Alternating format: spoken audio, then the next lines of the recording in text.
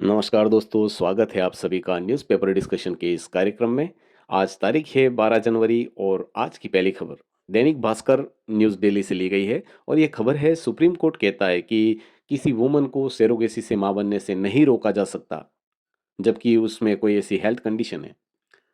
दोस्तों, इस खबर की क्या मायने हैं, इसको समझने के लिए हमको 2-3 चीज़ें समझनी पड़ेंगी। इसमें पहला ये है कि सेरोगेसी क्या होता है? सेरोगेसी यानी कि कोई कपल जो कि नेचुरली पेरेंट्स नहीं बन सकता, उस कंडीशन में क्या किया जाता है कि पेरेंट्स के जो उनके गैमेट्स हैं लाइक स्पर्म्स एंड एग्स को लेकर किसी थर्ड पर्सन यानी एक और वुमन में उसे ट्रांसफ़र कर दिया जाता है उसके यूट्रस में। और फिर वो बच्चा वहाँ उस महिला के पेट में डेवलप होता है। और उसके वापस प्रसव के बाद वो बच्चा उन पेरेंट्स को दे दिया जाता है जिन्होंने गैमेट्स दिए थे। तो ये एक जो प्रोसेस है, इसको हम सिंपल शब्दों में कह सकते हैं कि ये किराए की कोख अवेलेबल कराना। जो इस तरह की किराए की कोख देता है, उसे सैरोगेट कहते हैं। इस प्रोसेस को सैरोगेसी कहते हैं। ये 2 तरह से होती है। एक होती है ट्रेडिशनल सैरोगेसी, जिसमें कि उसमें जो कपल है, उसका मेल पार्टनर है, वो अपने स्पर्म्स देता है। और एग होते हैं, वो सैरोगेट्स के ही होते हैं। मतलब कि जो कोख दे रही है, उसी के अपने एग्स भी होते हैं। तो इसमें आर्टिफ़िशियली क्या किया जाता है कि जो उसके स्पर्म्स हैं, उसको उसके यूट्रस में ट्रांसप्लांट कर दिए जाते हैं, उसके फैलोपियन ट्यूब में एक्चुअली। और उसके बाद उसका जो गर्भ है, वो उसके पेट में पलता है। लेकिन इस कंडीशन में होता क्या है कि जो सैरोगेट होती है, वही उसकी बायोलॉजिकल मदर होती है उस बच्चे की। तो ये ट्रेडिशनल सैरोगेसी है। एक होती है जेस्टेशनल सैरोगेसी। उसमें क्या होता है, दोनों कपल्स हैं, उसके गैमेट्स स्पर्म्स और एग्स उनके होते हैं, लेकिन उसको उसका निषेचन और उसका जो गर्भ है, वो दूसरे महिला के शरीर में होता है। तो इस तरह ये जेस्टेशनल सैरोगेसी है। तो अब तक ये नियम थे कि भारत में 2003 में क्या किया गया कि कमर्शियल सैरोगेसी को वो परमिट किया गया। इसके बाद भारत धीरे-धीरे सैरोगेसी का हब बनता गया। इस तरह से वैसे भी हम यहाँ पर मेडिकल टूरिज़्म का ये सेंटर है। भारत में ऐसी बहुत सी जगह हैं, हमारे पास ही गुजरात का आणंद है, उसे बेबी फैक्ट्री ऑफ इंडिया कहा जाता है। मतलब सैरोगेसी और ये प्रोसीजर वहाँ पे बहुत ज़्यादा होते हैं। इंडिया में बहुत सारे लोग हैं, वो इस तरह से कमर्शियल अपनी कोख अवेलेबल कराते थे, उसके एवज़ में उनको पैसे मिलते थे। और इस तरह पहले थोड़े से कानूनों में ढील थी। इस वजह से क्या है कि जो सिंगल पेरेंट्स हैं, उनको भी सैरोगेसी के लिए परमिशन थी। इसी वजह से हम देखते हैं बहुत सारे सेलेब्स लाइक करण जौहर भी एक ट्विन्स के पिता हैं। तुषार कपूर हैं। बहुत सारी सेलिब्रिटी हैं, Preity Zinta, Priyanka Chopra and many more. There are so many people are having this kind of baby with them. मतलब उन्होंने ये सैरोगेसी की सर्विसेज ली हैं और इस तरह से उनके पास बेबी है। लेकिन ये सब चीज़ें कब हुई? 2019 के पहले। 2019 में इस तरह का एक कानून आ जाता है, जिसमें बहुत सारी शर्तें रख दी गई कि अब सैरोगेसी होगी तो वो एल्ट्रुस्टिक सैरोगेसी होगी। मतलब एक प्रेम से, दया से अगर कोई इस तरह से करना चाह रहा है, किसी की हेल्प के लिए करना चाह रहा है, तो इस तरह की सैरोगेसी हो सकती है, लेकिन कमर्शियल पर्पज़ से सैरोगेसी नहीं हो सकती है। तो ये कंडीशन थी। इसके अलावा ये कंडीशन है कि इसमें सैरोगेसी होगी तो वो एक क्लोज़ वन कोई भी आपका रिलेटिव है, कपल का जो रिलेटिव है वो कर सकता है, और वो सिर्फ़ एक बार कर सकता है ऐसा। और इस कंडीशन में भी जो गैमेट्स है वो पेरेंट्स के होने चाहिए। उसमें दोनों पेरेंट्स का इन्वॉल्वमेंट होना चाहिए। जो एक तरह से हम कह सकते हैं ट्रेडिशनल सैरोगेसी है वो बंद हो चुकी है। अब नई वाली जो सैरोगेसी जिसमें गैमेट्स दोनों पेरेंट्स के हों, ऐसा ही परमिटेड है। तो ये खबर इसलिए है क्योंकि इसमें जो एक वुमन है, वो ऐसी रेयर हेल्थ कंडीशन से गुज़र रही है जो अपने एग्स उसमें नहीं जनरेट हो रहे, नहीं बन पा रहे हैं, तो वो नहीं दे पाएगी। तो ऐसी परिस्थिति में उसे माँ बनने का जो उसका अधिकार है, उससे वंचित ना किया जाए, इसलिए कोर्ट ने जो एक नियम आया था 2019 में, ये ड्राफ्ट बना, 21 के बाद से ये नियम अप्लाई हो चुका है। तो इसके अनुसार अब दोनों पेरेंट्स का इन्वॉल्वमेंट होना ज़रूरी है, पर ये वुमन जो है वो ऐसा नहीं कर पाएगी क्योंकि इसकी हेल्थ कंडीशन ऐसी है। तो इस परिस्थिति में उसे माँ बनने से वंचित न रखा जाए, इसके लिए कोर्ट ने जो वो पहले बना हुआ कानून है, उसमें उस पे अभी एक तरह से रोक लगाई है, उसमें एक तरह से ये विंडो निकाला है कि उस ऐसी परिस्थिति में उसे बख्शा जाए, उस कानून में ढील दी जाए और उसे माँ बनने दिया जाए। तो ये खबर थी, इसमें हमने समझा कि सैरोगेसी क्या होती है और इसमें किस तरह से ये कानून होते हैं, हर चीज़ के लिए हमारे देश में ऐसे कानून बने हुए हैं। तो वो हम इससे ये समझ सकते हैं कि देश में किस तरह से सरोगेसी का एक एनवायरनमेंट है, एटमॉस्फेयर है। पहले लोग विदेशों से यहाँ पे इसलिए आ जाते थे क्योंकि यहाँ पे बड़ी आसानी से, क्योंकि बहुत सारे जो गरीब लोग हैं वो इस तरह से भी एक अपने अर्निंग को देखते थे। तो इसमें लेकिन बहुत बार क्या हो जाता है कि एक बॉन्ड बन जाता है और माँ के लिए बड़ा मुश्किल हो जाता है। ये बहुत सी चीज़ें हैं। तो इस तरह की चीज़ों को सरकार ने कंसिडर करते हुए इस नियम में बदलाव लाया और अब इसमें बहुत सारे और इश्यू हैं, जैसे बहुत सारे जो आजकल सेम सेक्स मैरिज के लिए भी परमिशन है। तो ये लोग हैं वो इसको सरोगेसी नहीं करवा सकते। ऐसा नहीं कि मतलब कपल है वो पूरा दोनों मेल्स हैं और वो एक सरोगेसी से अपना एक बच्चा अडॉप्ट कर लेंगे, ऐसा नहीं हो सकता है। इसके अलावा एक कंडीशन है कि इतने टाइम पीरियड हेटेरोसेक्सुअल रिलेशन में रहने के बाद अगर इनफर्टिलिटी का कोई सर्टिफिकेट है या मेडिकल बोर्ड है उसको कंसीडर करता है, एक्नॉलेज करता है कि उनको इस तरह सरोगेसी की परमिशन दी जा सकती है, तभी ये दी जाएगी। तो अब नियम में थोड़ी जटिलता आ चुकी है। इस वजह से ये केस है वो आया और सुप्रीम कोर्ट गया और सुप्रीम कोर्ट में एक महिला जज हैं नागरत्ना जी, उन्होंने बड़ी संवेदनशील है, उन्होंने अभी अभी ऐसे बहुत से बड़े फैसले लिए हैं, तो उनमें से एक फैसला ये भी है कि इस तरह की कंडीशन में कि उन्होंने माना कि नियम बनाते हुए कहीं ना कहीं चूक हुई है कि ऐसी परिस्थितियों को नज़रअंदाज कर दिया गया है कि अगर कोई ऐसी कंडीशन में, हेल्थ कंडीशन में, कोई रेयर हेल्थ कंडीशन है जहाँ पर उसके एग हैं वो नहीं बन पा रहे, नहीं रिलीज पा रहे, तो ऐसी परिस्थिति में उसे माँ बनने का अधिकार उससे न छीना जाए। तो दोस्तों ये थी पहली खबर। अब हम चलते हैं दूसरी खबर की तरफ। दोस्तों ये खबर है स्वच्छता सर्वेक्षण से संबंधित। इसमें हम देख रहे हैं कि जो एक कॉम्पिटिटिवनेस आ रही है शहरों के बीच में स्वच्छता को लेकर, एक शिफ्ट हुआ है उनके एटीट्यूड में, लोगों का एटीट्यूड बदला है, उनमें कंपटीशन का एक भाव आ रहा है। दोस्तों मैं जिस ज़िले से ताल्लुक़ रखता हूँ वो है डूंगरपुर, और डूंगरपुर एक छोटा-सा टाउन है। इसने भी 1 लाख से कम आबादी वाले शहरों की कैटेगरी में राजस्थान में पहला स्थान प्राप्त किया है। अब अगर बात करते हैं इंडिया में, तो महाराष्ट्र के सासवड करके एक जगह है, टाउन है, उसने इसमें पहला स्थान प्राप्त किया है, छत्तीसगढ़ के पाटन ने दूसरा, और महाराष्ट्र के ही एक और लोनावाला ने थर्ड स्थान प्राप्त किया है। दोस्तों अगर नेशनल लेवल पर बात करते हैं कि 1 लाख से अधिक आबादी वाले शहरों में, तो इंदौर काफ़ी सालों से इसमें पहले स्थान पे काबिज़ है। इस बार उसके साथ-साथ सूरत ने भी पहला स्थान प्राप्त किया है। नवी मुंबई ने तीसरा स्थान प्राप्त किया है, दूसरे स्थान पे कोई नहीं है।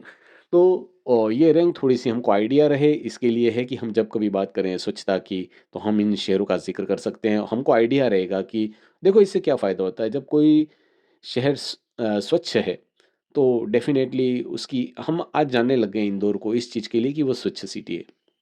ऐसे ही डूंगरपुर एक छोटा-सा टाउन है, लेकिन जब ऐसे किसी कॉम्पिटिशन में वो जब टॉप कर रहा है, तो सभी लोगों का एक अटेंशन है वो इस सिटी की तरफ जाता है कि ऐसी क्या बात है, हमको यहाँ घूमने जाना चाहिए। लोग अपने जब प्लान करते हैं इसमें टूर का, तो उसमें ऐसी चीज़ों को कंसीडर करते हैं कि वो अच्छी जगह जा रहे हैं या नया नाम जो हाइलाइट होकर आया वो वहाँ जा रहे हैं। तो इंदौर अपने कीर्तिमान बना रहा है, साथ-साथ में मध्य प्रदेश की एक और सिटी जो कैपिटल, स्वच्छ कैपिटल में भोपाल का नंबर है, भोपाल 5वें स्थान पे है ओवरऑल, लेकिन जो कैपिटल सिटी में फर्स्ट स्थान पे है। तो दोस्तों इस तरह की चीज़ें हैं, ये अ, मतलब एक शिफ्ट इन एटीट्यूड है कि लोग अब स्वच्छता को लेकर इतने ज़्यादा सजग हो रहे हैं, इस पर इतना ध्यान दे रहे हैं, इतना फ़ोकस कर रहे हैं, और इसका अच्छा परिणाम भी आ रहा है कि देश धीरे-धीरे स्वच्छ, निर्मल बन रहा है। इसके बहुत ही डायरेक्ट, इनडायरेक्ट बेनिफिट हैं। हमने अभी टूरिज़्म की बात की, वो होगा, वहाँ के लोग स्वस्थ रहेंगे। जहाँ भी गंदगी नहीं होगी, स्वच्छता होगी, वहाँ पर प्रॉस्पेरिटी रहेगी, हेल्थ रहेगी। ह ये सारी चीज़ें हमको पॉज़िटिव रूप में प्रभावित करती हैं। तो दोस्तों ये थी खबर, और मुझे ज़रूर इस बात को लेकर प्राउड है कि हमारे सिटी ने, हमारे डिस्ट्रिक्ट ने इसमें अपना स्थान बनाया है, टॉप किया है राजस्थान में। तो दोस्तों ऐसा ही एक प्राउड का सेंस हमें हमारी शहर को लेकर होना चाहिए, हमारे गांव को लेकर, हमारे स्टेट और हमारे नेशन को लेकर होना चाहिए। इससे कहते हैं देश का एक सौंदर्य बोध। जब हम हमारे देश के सौंदर्य के लिए इतने सजग रहेंगे, इतने सेंसिटिव रहेंगे, तब हम यही चाहेंगे कि ना हम कुछ गंदगी फैलाएं, ना हम कोई गलती करें, नहीं इसकी सुंदरता से कोई खिलवाड़ कर रहा हो उसे हम बर्दाश्त करें। जब इस तरह की रैंकिंग बनती है, तो लोग इसको एक टास्क के रूप में ले लेते हैं कि हमें ना तो इसे गंदा करना है, ना किसी को गंदा करने देना है। तो इस तरह का ये नज़रिए में जो परिवर्तन आया है, ये बहुत ही सकारात्मक परिवर्तन है और इस तरह की राजनीति की ज़रूरत है, इस तरह की विज़न की ज़रूरत है कि आप लोगों में ऐसा सेंस डेवलप करें जो उनके लिए भी फ़ायदेमंद है, देश के लिए भी और देश की इमेज जब कोई बाहर से टूरिस्ट आता है, विदेशी पर्यटक भी भारत में बहुत सारे आते हैं, तो जब वो यहाँ पर एक अच्छा एटमॉस्फेयर देखेंगे, अच्छी चीज़ें देखेंगे, इस तरह की साफ-सफाई और ये, तो उससे उन एक अच्छी इमेज लेकर जाएँगे। नहीं तो जैसे अभी तक कहा जाता है कि भारत है वो जादू-टोनों का देश था, ऐसे ये गंदगी का देश के रूप में हम अपनी पहचान डेफ़िनेटली नहीं चाहेंगे। तो इसके लिए ज़रूरी है कि हम साफ-सफाई का ध्यान दें और इस तरह के जो कॉम्पिटिशन है उसको गवर्नमेंट भी ऐसी पॉलिसी के तहत ऐसे कॉम्पिटिशन लाए। जैसे नीति आयोग चिकित्सा के क्षेत्र में कौन अच्छा कर रहा है उसके लिए भी एक कॉम्पिटिटिव इंडेक्स ला रहा है। तो ऐसी-ऐसी बहुत सारे ऐसे कॉम्पिटिशन होने चाहिए, इंटर स्टेट, इंट्रा स्टेट ताकि देश अल्टीमेटली तरक्की की राह पे चढ़ जाए। तो ये थी दूसरी खबर। अब चलते हैं हम तीसरी खबर की तरफ। दोस्तों तीसरी खबर है अपने पुरावशेष जहाँ से मिले ऐसी जगह राजस्थान की कालीबंगा है जहाँ पे सिंधु घाटी सभ्यता के अवशेष मिले हैं। और ये सभ्यता में को बहुत सी चीज़ों के लिए जाना जाता है। इसका जो शाब्दिक अर्थ है कालीबंगा का वो काली चूड़ी से संबंधित है और यहाँ पर इस तरह की चूड़ियाँ मिली हैं, ऐसे बहुत से साक्ष्य मिले हैं। हम कह सकते हैं कि दुनिया में सबसे पहले जो जोते हुए खेतों के साक्ष्य हैं वो कालीबंगा में मिले हैं। तो हम इस खबर को इससे रिलेट कर सकते हैं कि कैसे यहाँ पर सांझी नाम की थेहड़ घास मिली है। थेहड़ मतलब वो जगह जहाँ पर ये इस तरह के स्थल थे, उनको कहा जाता है और इन जगहों पर जो घास है, ये खास करके इन जगहों पर ही ज़्यादा उगती है, ऐसा माना जाता है। ये सांझी घास की विशेषता ये है कि ये बहुत ही पौष्टिक घास होती है और इस घास को जब काट कर जलाया जाता है, तो जलाने के बाद इसमें से एक लिक्विड रिलीज़ होता है और वो धीरे-धीरे जम जाता है, पत्थर का रूप ले लेता है और इसका उपयोग बीकानेर में जहाँ पर अ, नमकीन का, भुजिया का व्यवसाय है, वहाँ पर पापड़ बनाने में इसका उपयोग किया जाता है। इस पत्थर को फिर पीस के, इसको उबाल के, इसके पानी से पापड़ बनाए जाते हैं। तो इससे ये बताते हैं कि ये बड़े ही खस्ता, बड़े ही करारे, बड़े क्रिस्प रहते हैं और लंबे समय तक सुरक्षित रहते हैं, बड़े पौष्टिक भी होते हैं। तो और खराब भी नहीं होते इसमें।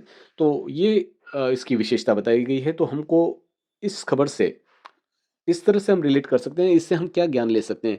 एक तो इस खबर के रास्ते हम कालीबंगा तक पहुँचते हैं और कालीबंगा को अगर जब हम इतिहास की बात करते हैं, हमारे पास्ट की बात करते हैं, तो कालीबंगा हमारे राजस्थान की अगर ख़ास करके बात करें तो एक वो पूरा स्थल है, जहाँ पर जिसका बड़ा ही इम्पोर्टेंस है, जो जहाँ पर मेसोपोटामिया सभ्यता जो थी, उसके समकालीन उस समय की जो मोहरें वग़ैरह मिली हैं, तो यहाँ पे ये जो कालीबंगा, पीलीबंगा, अनूपगढ़ और इस तरह ये जो रंग महल ये जगह हैं, वहाँ पर ये घास होती है।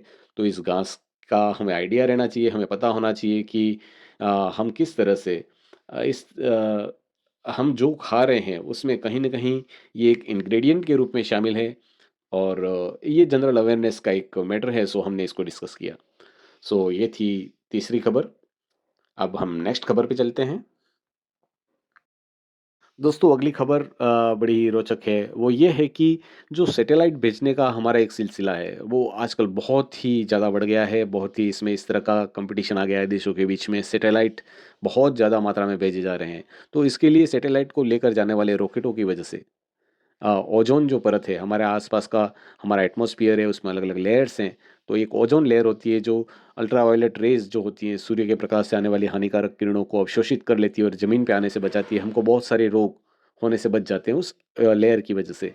लेकिन जब ये सैटेलाइट भेजे जाते हैं तो उसके लिए जो यहाँ से रॉकेट वगैरह लॉन्च की जाते हैं, उसकी वजह से और लगातार ऐसा होने की वजह से उसमें छेद हो गए हैं, तो उसके छेद से इस तरह की हानिकारक किरणें भी हम तक पहुँच रही हैं। तो ये हमारे लिए एक बहुत बड़ा कंसर्न का मैटर है और कहा जा रहा है कि इससे बहुत सारी चीज़ें हो रही हैं। मतलब कुछ समय में वहाँ 10 लाख सैटेलाइट हो जाएँगे और सैटेलाइट की अपनी एक उम्र है। उसके बाद जब वो वापस गिरने लगेंगे तो वो पृथ्वी पर गिरेगा, इसका मलबा इससे भी नुकसान होने के चांसेज़ हैं। और जब ये इतने आकाश में भी अंतरिक्ष में ये सब घूम रहे हैं, वहाँ पे फ्लोट कर रहे हैं, तो इससे बहुत सारा डिस्टर्बेंस हो रहा है। एक बड़ा ही रोचक वाकया ये है कि 2020 में जो हमारा सबसे बड़ा टेलीस्कोप है, हबल टेलीस्कोप, उसने ये बोल दिया कि आकाश में दूर किसी आकाशगंगा में बड़ा विस्फोट हो रहा है, वहाँ पे बड़ी आग लग रही है, ये हो रहा है, वो हो रहा है। बाद में पता चला कि ऐसा कुछ नहीं हो रहा है, वहाँ पे ये जो स्टारलिंक और इसकी जो सैटेलाइट का एक पूरी सीरीज़ भेजी हुई है। तो उसने उस टेलीस्कोप ने उन चीज़ों की लाइट को डिटेक्ट किया हो और इस तरह का कंक्लूजन किया। तो देखो, इससे हम जनरली इस तरह की खबरों को मान लेते हैं, हम सोचते हैं कि कोई बड़ा रिसर्च, कुछ अनुसंधान हुआ है, लेकिन हमारा मिस इंटरप्रिटेशन भी हो सकता है। तो मिस इंटरप्रिटेशन बहुत सारे इस तरह के डिस्टर्बिंग फैक्टर होते हैं, उस वजह से होता है। तो सैटेलाइट जो भेजे जा रहे हैं वो एक तरह से डिस्टर्बिंग फैक्टर हो रहा है, उससे जो खगोलविद जो खोज कर रहे हैं वो प्रभावित हो रही है, उसके मतलब गलत कंक्लूजन पे पहुंच रहे हैं इस वजह से। दोस्तों, ये थी अगली खबर। इसके लिए अब इसमें हमें ये समझना चाहिए, जो ई वेस्ट होता है, ऐसे वहाँ पर ये सैटेलाइट वेस्ट भी है, ये स्पेस का वेस्ट है, और इस तरह की होड़ मची रही तो ये डेफिनेटली हमारा अर्थ है वो लिवेबल प्लेनेट नहीं रहेगा। तो हम बड़ा ही इस ये जो कॉमन स्पेस है इसका बड़ा ही अ, विवेक से उपयोग करना चाहिए। हम जनरली क्या करते हैं, स्पेस कॉमन है, और कॉमन जो चीज़ है इसमें हमको अपना शेयर डिसाइड करना चाहिए। मुझे अक्सर लगता है कि जो हमारा भूगर्भिक जल है, अब क्योंकि वो बटा हुआ नहीं है, वो नीचे से तो पूरा एक ही है, जमीन के नीचे पूरा जो भूमिगत जल है वो एक ही है। तो अब इसमें हमारा सबका एक शेयर फिक्स होना चाहिए कि हम इतना ही उससे हार्नेस कर सकते हैं, उतना ही निकाल सकते हैं, उतना ही यूज़ कर सकते हैं। जबकि होता ये है कि हमारे पास जितनी कैपेसिटी, हम उसको कॉमन प्रॉपर्टी को अपने हिसाब से यूज़ करते रहते हैं। कुछ किसान जो हैं वो लगातार जमीन से पानी का दोहन कर रहे हैं। ऐसा नहीं है कि वो जितना निकाल रहे हैं वो सारा उनका हिस्सा है, वो दूसरे के हिस्से का भी यूज़ कर रहे हैं। ऐसा ही स्पेस भी एक कॉमन एरिया है, वो सबकी साझी संपत्ति है। अगर आप सैटेलाइट भेज रहे हो तो वहाँ ऐसा नहीं होना चाहिए कि आप अपनी क्षमता और अपने सामर्थ्य के हिसाब से कितने भी सैटेलाइट भेज दोगे, सबका एक कोटा फिक्स होना चाहिए। जैसे कार्बन फुटप्रिंट की और ये कॉन्सेप्ट आ रहे हैं कि हमको इतना एमिशन ही करना चाहिए हर देश को, अगर आप उससे ज़्यादा कर रहे हो तो इसके लिए आपको पे करना चाहिए, कार्बन क्रेडिट जैसे हो आ चुकी है कॉन्सेप्ट, वैसे ही इसका भी एक क्रेडिट होना चाहिए। आप सैटेलाइट का भी अपना एक कोटा होना चाहिए। हर देश हर जो जगह है वो या तो अपनी आबादी के हिसाब से या कितना वो इस अर्थ के लिए कुछ कर रहा है उसके हिसाब से उनको ये कोटा मिलना चाहिए कि वो स्पेस का इतना उपयोग करे। भूमिगत जल के लिए ये चीज़ें अक्सर मुझे बहुत चुभती हैं कि आसपास में भी कोई बहुत ज़्यादा पानी का यूज़ कर रहा है। उन्हें लगता है कि हमारी बिजली जल रही है, आपकी बिजली आपकी है लेकिन पानी तो आपका नहीं था ना, जो आपने ज़मीन से निकाल लिया, वो तो सबका साझा था। पर ये बात लोगों के दिमाग में आएगी ही नहीं जब तक इस तरह के कोई नियम, इस तरह के कानून, इस तरह की चर्चाएं नहीं होंगी। तो दोस्तों, ये बड़ा ही विचारणीय बिंदु है कि हम बहुत सारी चीज़ों को, इसका सस्टेनेबल डेवलपमेंट यही होता है कि जब आप कुछ कर रहे हो, अभी के लिए कुछ कर रहे हो, तो आने वाली पीढ़ी के लिए कुछ बचाओ।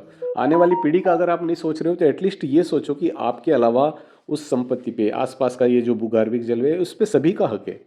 आप, क्योंकि आप इलेक्ट्रिसिटी का जो खर्चा है उसको बियर कर सकते हैं, और आपके पास बड़े बड़े सबमर्सिबल हैं, तो आप कितना भी जल निकाल दोगे, ये बहुत गलत बात है। तो दोस्तों, ये हम सबको सोचने का विषय है। ये सैटेलाइट की खबर के माध्यम से हमने इस तरह के जो सबकी कॉमन प्रॉपर्टी है इसको उपयोग करने के नॉर्म से, इसके जो इथिक्स हैं, इसकी हमारी जो मोरलिटी है वो हमको खुद से देखनी होगी कि क्या हम ठीक कर रहे हैं। सिर्फ हमारी किसी चीज़ से हम दूसरी चीज़ का उपयोग कर सकते हैं, तो हम कितना भी कर लें उसका उपयोग, ये बहुत ही गलत चीज़ है। और ये चीज़ें, इस तरह की सेंसिटिविटी हम में होनी चाहिए कि हम इसका वाकई जुडिशियल यूज़ करें, जितना हमारे लिए ठीक है या जितना हमारा हिस्सा होना चाहिए। अमेरिका या जो विकसित देश हैं वो लगातार सैटेलाइट पे सैटेलाइट भेजे जा रहे हैं। स्टारलिंक, जो इन्होंने क्या किया है, पूरे विश्व में इंटरनेट देने के लिए अपनी कंपनी का फ़ायदा तो उनका अपनी कंपनी का हो रहा है, लेकिन उन्होंने पूरे स्पेस में सैटेलाइट का एक जाल बिछा दिया है। तो इस तरह का, इस स्पेस में इस तरह का आपने अतिक्रमण कर लिया है, तो इसके लिए जो कॉस्ट है वो भी आपको चुकानी चाहिए। इससे दूसरे लोगों के हक का आपने जो यूज़ कर लिया, तो उन लोगों के लिए आपकी कॉरपोरेट सोशल रेस्पॉन्सिबिलिटी है। आजकल ये कॉन्सेप्ट आ चुका है, लेकिन इस रेस्पॉन्सिबिलिटी में तो बहुत कम शेयर है। आप जब दूसरे लोगों के, दूसरे देश का भी स्पेस यूज़ कर रहे हो तो आपको दूसरे देशों को भी इसका फ़ायदा देना चाहिए। तो ये थी खबर। जाते हैं अगली खबर पे। दोस्तों, अगली खबर है राम मंदिर पर विपक्ष का जो रुख है उसको लेकर है। अभी देश में मतलब राम मंदिर का जो प्राण प्रतिष्ठा हो रही है उसके लिए कि बड़ा ही अलग जोश है। हर कोई इंसान अपनी ओर से कुछ न कुछ करना चाह रहा है। जैसे राम का सेतु बन रहा था तो गिलहरियों ने अपना योगदान दिया था, अपनी पीठ पे जो रेत चिपकी थी उसको लेकर पुल बनाने में सहायता की थी। इस तरह से हम देख रहे हैं कि कहीं से कोई चीज़ आ रही है, कहीं से कोई क्या डोनेट किए जा रहा है, कुछ नहीं तो अपना समय उसमें दे रहा है। कि हमारे यहाँ का जो माहौल है, मैं देख रहा हूँ, वो ये बता रहा हूँ कि इसमें 22 तारीख को जब ये राम मंदिर की प्राण प्रतिष्ठा होगी उस समय यहाँ पर बहुत सारे ऐसे आयोजन है, बहुत सी जगह सुंदरकांड, रामायण का पाठ, और इसके लिए लोग घर घर जाके पीले चावल रख रहे हैं, न्योता रख रहे हैं कि आप आएँ, सब सम्मिलित हों, इस उत्सव में शरीक हों, खुशी मनाएं। जब पूरे देश में ये माहौल है, ऐसे में जब सरकार ने इसके लिए इस प्रोग्राम में सम्मिलित होने का न्योता कांग्रेस के नेताओं को दिया तो उन्होंने इसको ठुकरा दिया। अब उनका ये मानना है कि बीजेपी राम मंदिर के इस मैटर को पॉलिटिसाइज कर रही है, उसका पॉलिटिकल बेनिफिट लेने वाली है। जब वो लेने वाली है यूं करके इसको ठुकरा रहे हैं, तो लेखक कहते हैं कि जब आप ठुकरा रहे हो तब भी तो आप पॉलिटिकल पॉलिटिकल बेनिफिट के लिए ठुकरा रहे हो। आपको लगता है कि अगर आपने इस स्वीकार कर लिया, इस जो इनविटेशन को स्वीकार कर लिया, तो आपकी जो होल्ड है, जो माइनॉरिटीज़ पे या जो अ, आपके गैर हिंदू वोटर्स हैं, उसको उनके सेंटिमेंट्स प्रभावित ना हो, इसके लिए आप इसका आप भी तो फ़ायदा ही उठा रहे हैं। दूसरा यह है कि आप ऐसा करके बीजेपी को इसकी पूरी क्रेडिट दे रहे हैं। आप जो राम भगवान हैं वो सिर्फ बीजेपी के बना के छोड़ देंगे जब आप अपना ऐसा स्टैंड लेते हैं। जबकि चाहिए ये कि अगर यहाँ पर इस जगह पर मेरा मानना है कि प्रधानमंत्री मोदी विपक्ष में होते और यही काम अगर कांग्रेस ने किया होता, तो जैसे प्रधानमंत्री मोदी ने वल्लभ भाई पटेल को अपना लिया, ऐसे वो राम लला को भी अपना लेते, वो यही करते कि ये सारा कार्यक्रम उनका है। तो अब यहाँ पर कांग्रेस को अच्छी पॉलिटिक्स, ये जो समझदारी भरी पॉलिटिक्स में यही करना चाहिए था कि राम भगवान का को पूर्ण रूप से बीजेपी का होने से बचाने के लिए इस प्रोग्राम में बड़े उत्साह के साथ शरीक होना चाहिए था। जबकि बहुत बार वो खुद कहते भी हैं कि ये तो सुप्रीम कोर्ट का आदेश है। जब सुप्रीम कोर्ट के आदेश से राम मंदिर बन रहा है तो उनको विपक्ष को इसमें क्या दिक्कत आनी चाहिए, क्योंकि आप स्वयं ही अपने पैर पे कुल्हाड़ी ये कह के मार रहे हैं कि ये तो बीजेपी का कार्यक्रम है या बीजेपी फ़ायदा लेने वाली है। जबकि यहाँ पर उनके पास भी एक एज है कि जो विवादित ढांचा था उसका जो ताला खुलवाया था वो सबसे पहले राजीव गांधी ने खुलवाया था। तो इस तरह से आप भी इस राम मंदिर की जो प्राण प्रतिष्ठा में अच्छे से शरीक हो सकते थे और एक अच्छी समझदारी भरी पॉलिटिक्स की जा सकती थी। लेकिन उनके हिसाब से जो इस तरह का माइनॉरिटी का अपीजमेंट है वो ठीक है, तो वो अपनी तरह से कर रहे हैं। यहाँ पे बीजेपी इसका फ़ायदा उठा रही है। उन्होंने एक पोस्टर रिलीज़ कर दिया है कि ये लोग हैं, जो विपक्षी लोगों के लिए एक पोस्टर बना के बता दिया है कि ये लोग सनातन विरोधी हैं। दोस्तों, ज़रूर बीजेपी इसका फ़ायदा उठा रही है, इसमें कोई शक नहीं है, लेकिन आप उनको उठाने दे रहे हैं। आपका जो स्टैंड है उससे उनका फ़ायदा और दुगना होने जा रहा है। तो ये खबर थी। इसमें कुछ विचार लेखक के हैं, कुछ अपने हैं। तो ये थी खबर। दोस्तों, ये खबर है जो गणतंत्र दिवस पर राजपथ, यानी जिसका नाम अब कर्तव्य पथ बन चुका है, वहाँ पर जो अलग-अलग राज्यों की झांकी, उनकी संस्कृति, उनकी धरोहर, उनकी इतिहास की जो एक झलक हमको झांकियों के माध्यम से देखने मिलती है, उससे संबंधित है। असल में इससे जुड़ा एक विवाद ये है कि अ, कुछ राज्यों का कहना है, खास करके भगवंत मान ने ये मुद्दा उठाया था कि उनके राज्य को, उनकी झांकी को इसलिए परमिशन नहीं दी गई क्योंकि केंद्र सरकार उन्हीं लोगों को, उन्हीं राज्यों को प्राथमिकता देती है जहाँ पर उनकी सरकार है। तो दोस्तों, इस विवाद को निपटने के लिए ये योजना लाई गई है जिसमें हर 3 साल में रोटेशन किया जाएगा, मतलब 3 साल में एक बार हर राज्य का नंबर आएगा। तो ये एक अच्छा प्लान है। इस तरह से किसी में डिससैटिस्फैक्शन की भावना रहेगी नहीं। वैसे ये डिससैटिस्फैक्शन जो एक कंसर्न उठाया था भगवंत मान ने, वो बेबुनियाद कहा जा सकता है, क्योंकि 2017 से 2022 तक लगातार 5-6 साल तक के लिए पंजाब की झाँकी आती रही है। और जैसा कि ये वहाँ पर सिर्फ 16 झाँकियों को परमिशन दी जाती है और राज्यों की संख्या ज़्यादा है, तो ऑब्वियसली बहुत सारे राज्यों का नंबर नहीं आएगा। और ऐसा ज़रूरी नहीं है कि केंद्र की जो सरकार है वो अपने राज्यों को ही ले लिया। ऐसा होता तब भी बहुत सी जगह तो 16 से ज़्यादा केंद्र की सत्तारूढ़ पार्टी की जो सरकार थी, तो वो सबको तो वो नहीं ले सकती। तो इसलिए इस आरोप को खारिज किया जाना चाहिए, क्योंकि इससे एक मनमुटाव बनता है, लोगों के बीच एक गंदा मैसेज जाता है। उनको लगता है कि जो जनमानस है या पब्लिक का जो मैंडेट है, उन्होंने जो सरकार चुनी है, उनके निर्णय का ये अपमान है कि उस वजह से उनका नंबर नहीं आ रहा, उनकी संस्कृति को प्रदर्शित नहीं किया जा रहा, ऐसा जबकि है नहीं। तो इसके लिए ये हर 3 साल में रोटेशन का एक प्लान लाया गया है, जिसके द्वारा हर राज्य का नंबर सुनिश्चित होगा। तो ये थी खबर। अब अगली खबर पे जाते हैं।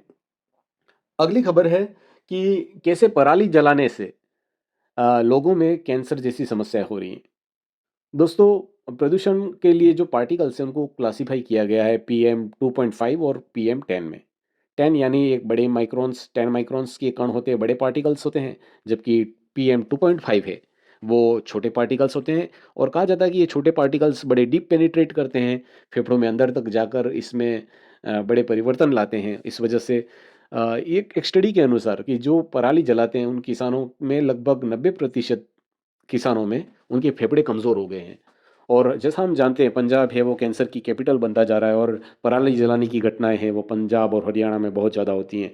तो दोस्तों, किस तरह से उसका पराली का धुआं है वो लोगों को प्रभावित कर रहा है। और धुआं पराली का हो चाहे कैसा भी हो, उसमें क्योंकि carbon dioxide, carbon monoxide, sulphur dioxide, nitrous oxide जैसी बहुत सारी हानिकारक गैसें होती हैं, वो हमारे शरीर में जब जाती हैं, इनहेल हम करते हैं, सांस के द्वारा अंदर लेते हैं, तो हमारे शरीर में इस तरह के परिवर्तन लाती हैं। और अल्टीमेटली वो लॉन्ग रन में हमारे शरीर को एडवर्सली अफेक्ट करती हैं। कैंसर जैसी घातक बीमारियां होती हैं। रिसर्च रिपोर्ट धीरे धीरे आने लग गई हैं, तो इससे हमको ये पता चलता है कि किस तरह से इस तरह की हैबिट्स हैं वो हमको परेशान कर सकती है, हमें नुकसान पहुंचा सकती है। तो दोस्तों, इससे हमें ये संदेश लेना चाहिए कि हम ज़्यादा से ज़्यादा अच्छे एटमॉस्फेयर में रहें, अच्छा पर्यावरण क्रिएट करें, अच्छी ताज़ा सांसें लें, सुबह के समय हम प्राणायाम वगैरह करें, अच्छी प्योर ऑक्सीजन को इनहेल करें, जिससे कि हमारे फेफड़े मजबूत हों, हम इस तरह की जो नेगेटिव इम्पैक्ट है पोल्यूशन के उसको रिवर्स कर सकें। दोस्तों, ये था आज का discussion. Thanks for being with me.